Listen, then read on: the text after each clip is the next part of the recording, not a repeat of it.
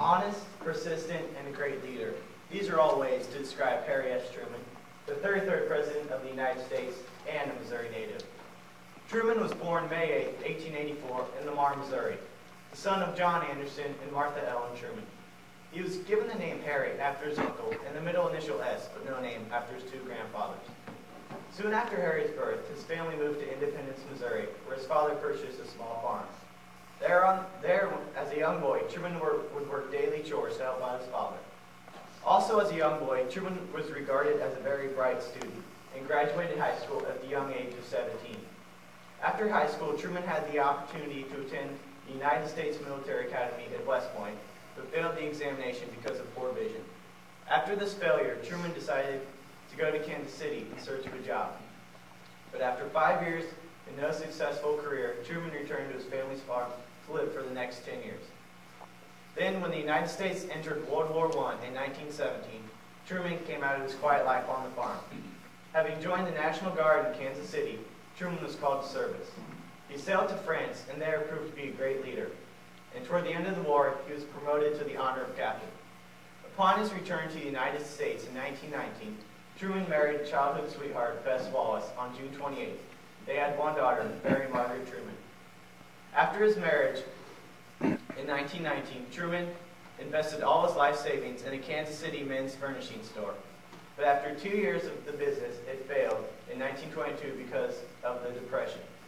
After this, Truman decided to seek a job in politics.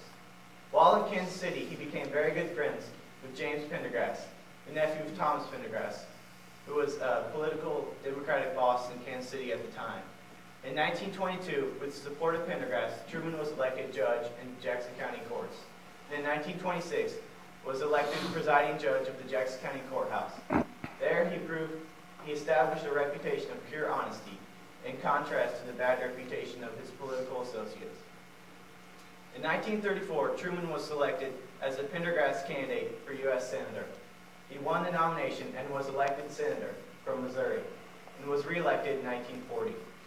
As the Democratic Convention assembled in 1944, Harry S. Truman and Justice William O. Douglas were the front-runners for the vice presidential office. Truman won on the second ballot and was elected vice president under Roosevelt. As vice president, Truman had little to do in shaping America's policies. In fact, Roosevelt hardly ever consulted him at all. This proved to be a big problem when Roosevelt died April 12, 1945. Presidential aides and others came to Truman's side in his new position, and he learned quickly. 2 weeks after being sworn in, Truman learned of the secret project to build an atomic bomb. As an invasion of Japan was being planned, Truman called together a meeting of his aides to decide whether the bomb was necessary or not. They estimated that the bomb would save 250,000 American lives. The United States warned Japan that if they did not surrender, the bomb would be used. Japan did not yield, and on August 6, 1945, an atomic bomb exploded over Hiroshima, Japan, destroying 3/5 of the city. 4 days later, Japan sued for peace. The end of the war did not bring the end of Truman's problems. By January 1946, 1.5 million workers had left their jobs, and strikes were reaching nationwide. The general dissatisfaction brought political disaster to the Truman administration, and on the congressional elections on November 5th, the Republicans had gained control of both houses of Congress. In the presidential elections of 1948, the Democratic leaders pressed for the nomination of Dwight D. Eisenhower, but he refused to be considered for the position, and Truman was again nominated.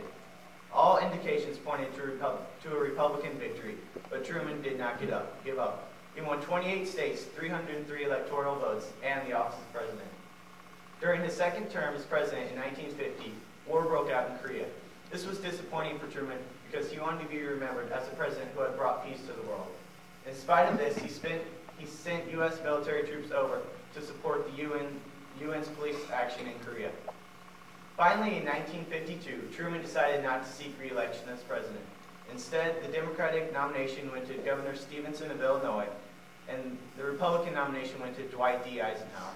Eisenhower won the elections on November 5th and was inaugurated January 20th, 1953. Truman's great life came to an end December 26, 1972, in Kansas City, Missouri. He was later buried in the courtyard of the Harry S. Truman Library in Independence.